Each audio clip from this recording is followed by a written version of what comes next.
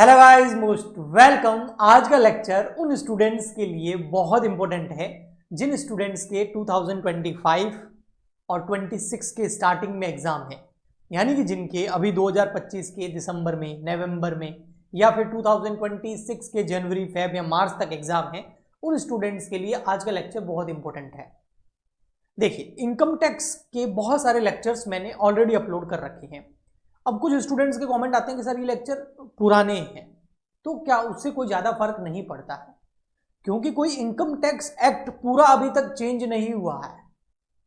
Income tax act नया अभी तक नहीं आया है। अभी आपका ओल्ड इनकम टैक्स एक्ट ही लग रहा है, जिसका नाम है इनकम टैक्स एक्ट 1961, और अभी ये ही आपके लिए एप्लीकेबल है। आपको यही एक्ट पढ़ के जाना है, इसी एक्ट से रिलेटेड आपके क्वेश्चंस आएंगे। तो यही एक्ट मैंने इस इस एक्ट के बहुत सारे लेक्चर्स जो है वो अपलोड कर रखे हैं, तो आप देख सकते हैं। बट होता क्या है कि जब भी गवर्नमेंट बजट लेके आती है ना हर साल, तो वो थोड़े बहुत इस एक्ट के अंदर अमेंडमेंट्स करती है। पूरा कोई एक्ट चेंज नहीं होता, वही सेक्शंस रहेंगे, वही सारी चीजें रहती, बस छोटा मोटा कोई चेंज होता है। तो वो जो छोटा मोटा चेंज है ना, वो आप यानी कि ये ओल्ड वीडियोस आप देखो, प्लस उसके साथ में अगर आप अमेंडमेंट्स कर लेते हैं तो समझो आपका ये सब्जेक्ट अच्छे से तैयार हो गया। अब ये जो अमेंडमेंट्स आते हैं ना, ये अमेंडमेंट्स अधिकतर स्लैब रेट के अंदर आते हैं। तो आज के लेक्चर के अंदर जो ओल्ड स्लैब रेट है, न्यू जो स्लैब रेट आई है, वो कौन सी एप्लीकेबल है आपके लिए, वो मैं डिस्कस करूंगा। इससे अच्छा एक स्टूडेंट्स को और कंफ्यूजन होता है, वो भी मैं दूर कर देता हूं। एक न्यू टैक्स आने वाला है, डायरेक्ट टैक्स कोड बोलते हैं जिसको। डायरेक्ट टैक्स कोड, एक नया एक्ट आएगा, इनकम टैक्स एक्ट, लेकिन वो आपके लिए अभी एप्लीकेबल नहीं है। क्योंकि वो अभी तक एक्ट अप्लाई नहीं हुआ इंडिया के अंदर। तो अगर आपके 2026 से पहले पहले एग्जाम है, तो आपका यही एक्ट लगेगा, ओल्ड वाला। क्योंकि न्यू एक्ट अभी तक आया तो नहीं है, लेकिन उसके आने के चांसेस, जो न्यू इनकम टैक्स एक्ट है, न्यू इनकम टैक्स जो एक्ट है, जिसको डायरेक्ट टैक्स कोड भी बोला गया है, काफी लोग इसको ये भी बोलते हैं, ये आपका मोटा मोटी 1 अप्रैल 2026 से बोल रहे हैं कि अप्लाई होगा। बट आपके एग्जाम अगर मार्च से पहले पहले है, तो फिर तो आपके ओल्ड ही लगेगा। तो आप ओल्ड वीडियोस भी देख सकते हो। हाँ, उसमें से कुछ अमेंडमेंट्स जो हुए हैं फाइनेंस एक्ट के अंदर, बजट जब गवर्नमेंट लेके आती है तो अमेंडमेंट करती है, वो ध्यान रखना है। तो अभी आपके ये एक्ट से कोई प्रॉब्लम नहीं है, क्योंकि ये एक्ट अभी तक अप्लाई हुआ ही नहीं है, लागू ही नहीं हुआ है, अभी इस पर काम चल रहा है। ओके जी, अब आते हैं सर, ठीक है, हम ओल्ड लेक्चर्स आपके देख लेंगे जो कि इनकम टैक्स एक्ट 1961 के ऊपर है, तो उससे आपका बहुत अच्छा प्रिपरेशन हो जाएगा, बहुत अच्छे मार्क्स आ जाएंगे, गारंटेड। बट उसके साथ कुछ चीजें आपको ध्यान रखनी है। वो है कि भैया आपका जो है ना, सबसे पहले प्रीवियस ईयर कौन सा है, या फाइनेंशियल ईयर बोल सकते हैं, प्रीवियस ईयर बोलते हैं, FY बोल दो, यानी कि जिस साल की इनकम है वो कौन सा है। तो वो आपके लग रहा है 1 अप्रैल 2000 जो स्टार्ट हुआ था 24 में और खत्म हुआ 31 मार्च 2025 में। अभी जो मार्च महीना गया है ना, इसमें ये 2024-25 ईयर जो खत्म हुआ है, इस साल की आपको इनकम कैलकुलेट करनी है, और इस पे टैक्स जो लगेगा वो लगेगा आपका असेसमेंट ईयर में। AY मतलब असेसमेंट ईयर में। तो आपका जो असेसमेंट ईयर है वो है 1 अप्रैल 2025 में स्टार्ट हुआ है और 31 मार्च 2026 तक खत्म होगा। और मैं वही कह रहा हूं, 31 मार्च 2026 से पहले पहले आपके अगर एग्जाम है तो ये वीडियो आपके काम का है। तो 2024-25 की इनकम पर 25-26 में आपका क्या लगेगा, आपको रिटर्न फाइल करना होगा, टैक्स कैलकुलेट करके गवर्नमेंट को जमा कराना होगा, इनकम टैक्स रिटर्न फाइल करना होगा 25-26 में। क्योंकि इस तारीख तक तो आप पूरी इनकम कैलकुलेट करोगे, उसके बाद में आपको टाइम पीरियड मिलता है, इसको असेसमेंट ईयर बोलते हैं, इसकी ड्यू डेट भी होती है, आपको पता होगी। तो ये असेसमेंट ईयर हो गया, जिस ईयर में टैक्स कैलकुलेट करके जमा कराते हैं, और फाइनेंशियल ईयर वो ईयर होता है जिस ईयर की इनकम को हम लेते हैं। ठीक है, ओके। अब आपका जो ये असेसमेंट ईयर है 2025-26, इस असेसमेंट ईयर और फाइनेंशियल ईयर 2024-25 की जो स्लैब रेट्स है वो क्या है। तो वो जो स्लैब रेट्स हैं, जो इंडिविजुअल एचयूएफ है ना, नॉन कॉर्पोरेट को छोड़ करके, कंपनी को छोड़ करके मैं बात कर रहा हूं, वो स्लैब रेट क्या है देखिए। ओके, तो slab rate under old tax regime. अब ये ओल्ड एक्ट की बात नहीं कर रहा, ओल्ड टैक्स स्लैब की बात कर रहा है। तो अभी आपका जो असेसमेंट ईयर है ना 2025-26, यानी कि जो आपके एग्जाम है उसमें दो तरह की टैक्स रेट है आपके पास में। एक ओल्ड टैक्स रेट है, वो भी आप अप्लाई कर सकते हो, और एक न्यू टैक्स रेट है, वो भी आप अप्लाई कर सकते हो। जो क्वेश्चन बोलेगा वो अप्लाई कर देना। तो ओल्ड टैक्स रेट भी आपके लिए एप्लीकेबल है, न्यू वाली भी एप्लीकेबल है, मतलब ऑप्शन है। एक एसएससी मतलब जो व्यक्ति जिसका जो इनकम टैक्स अपनी इनकम पर कैलकुलेट करके जमा कराएगा, जिस पर्सन की इनकम पर टैक्स लग रहा है, उस पर्सन के पास में दो ऑप्शन है। वो ओल्ड टैक्स स्लैब भी ले सकता है, न्यू टैक्स स्लैब भी ले सकता है। लेकिन यहां पर ओनली इंडिविजुअल्स की, एचयूएफ की और एओपी बीओआई की बात कर रहा हूं। बीओआई नहीं, एओपी की, एसोसिएशन ऑफ पर्सन की बात कर रहा हूं। यहां पर कॉर्पोरेट सेक्टर कंपनीज वगैरह को हम छोड़ रहे हैं, उसके अलावा जो इंडिविजुअल्स वगैरह है उनकी बात कर रहे हैं हम। Hindu undivided family, association of person and individuals, यानी कि व्यक्ति। तो उनके लिए जो ओल्ड टैक्स रेट थी उसमें और न्यू में क्या डिफरेंस है, एक बहुत अच्छा डिफरेंस बताता हूं जिससे आपको बहुत कंफ्यूजन दूर होंगे। जो आपकी ओल्ड टैक्स रिजीम है या ओल्ड स्लैब रेट है और जो न्यू स्लैब रेट है, उसमें एक डिफरेंस है मोटा मोटी, मैं यहां बताता हूं आपको। देखो, वो ये है, आपके पास जैसे जो असेसमेंट ईयर है 2025-26, ये आपका असेसमेंट ईयर है। इस ईयर में आप टैक्स कैलकुलेट कर रहे हो, किसका कर रहे हो, किसी इंडिविजुअल का कर रहे हो, या एचयूएफ का कर रहे हो, या एओपी का कर रहे हो। तो आपके पास दो टैक्स रेट है, दो स्लैब है, एक ओल्ड स्लैब है, एक न्यू स्लैब है। आपके पास दोनों में से कौन सा लेना है वो आपका ऑप्शन है। लेकिन एक बार अगर आपने न्यू स्लैब ज्वाइन कर ली, फिर आप ओल्ड पे वापस नहीं जा सकते, क्योंकि धीरे धीरे ओल्ड को तो खत्म किया ही जाएगा। फर्क क्या है कि ओल्ड स्लैब में जो टैक्स रेट है वो ऐसा व्यक्ति जिसकी उम्र 60 साल से कम है उसके लिए रेट अलग है, जो 60 और 80 के बीच में आता है उसके लिए रेट अलग है, जिसकी उम्र 80 साल से ज्यादा है उसके लिए रेट अलग। जबकि यहां पर सभी के लिए, ऑल पर्सन्स या ऑल एसएससी या ऑल इंडिविजुअल्स के लिए जो टैक्स रेट है वो क्या है, सेम। यानी कि यहां पर लोगों की कैटेगरी बना दी हुई, 60 साल तक की उम्र का तो आपके ऊपर इतना % टैक्स लगेगा, आपके लिए स्लैब ये है। 60 से 80 के बीच में तो आपका इतना टैक्स लगेगा, ये टैक्स रेट है। 80 से ऊपर सुपर, मतलब इनको बोलते हैं भाई, एक तो सिटीजन है ना, ये सीनियर सिटीजन, ये सुपर सीनियर सिटीजन, तो तीनों के लिए टैक्स रेट अलग अलग है। इन पे टैक्स कम लगता है, इन पे थोड़ा ज्यादा लगता है, इन पे सबसे ज्यादा लगता है।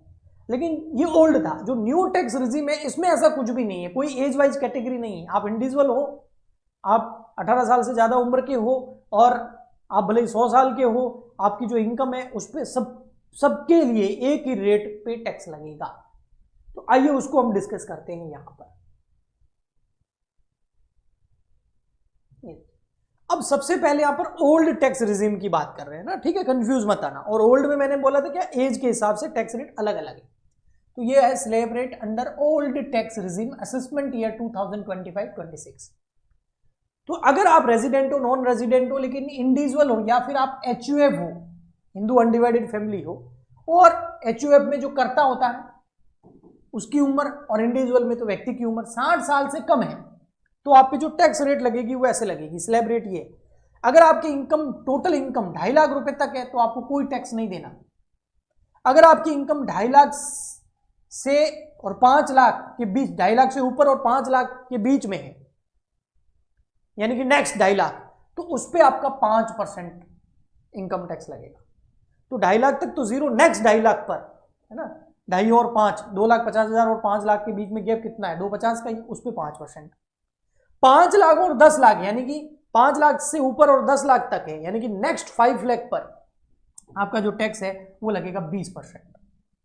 और अगर आपकी इनकम 10 लाख रुपए से ज्यादा है, अगर आपकी इनकम 10 लाख रुपए से क्या है, ज्यादा है, तो उस केस में आपका टैक्स लगेगा 30%। किसी की इनकम 20 लाख है, 30 लाख है, तो 10 लाख से जितनी भी ज्यादा है उस पर 30% आपका स्लैब रेट लगेगा। ओके जी, ठीक। बट अगर आपकी जो उम्र है, ये तो 60 साल वालों के लिए था, ओल्ड टैक्स रिजीम की बात कर रहे हैं।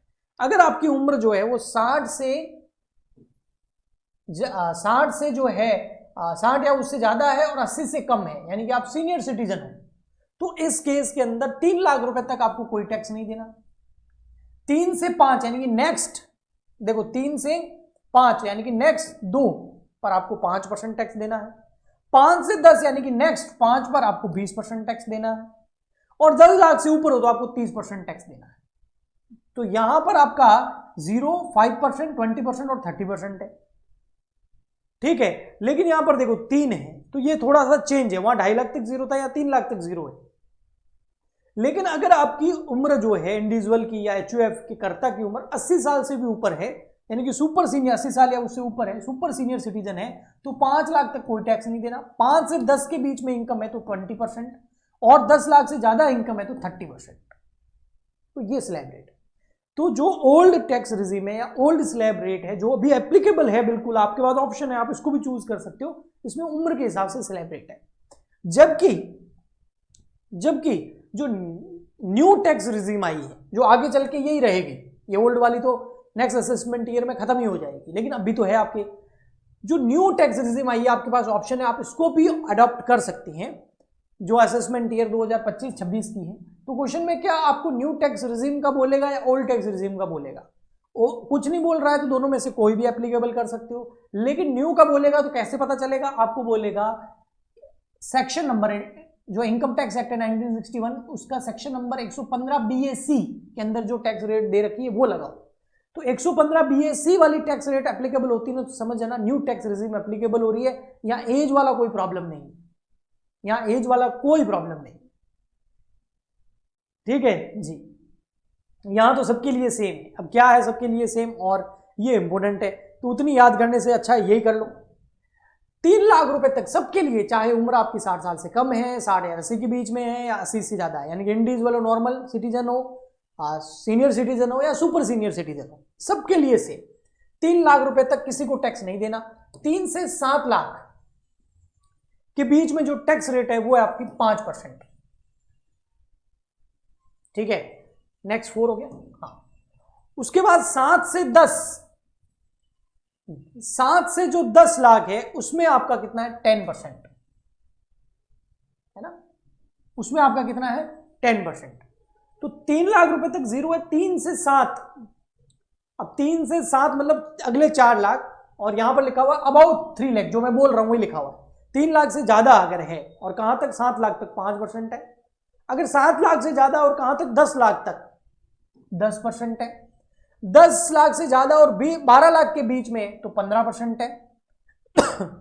12 से ज्यादा और 15 लाख के बीच में आपकी इनकम है तो 20% लगेगा, और 15 लाख से ज्यादा है तो आपका 30% जो है वो टैक्स लगेगा।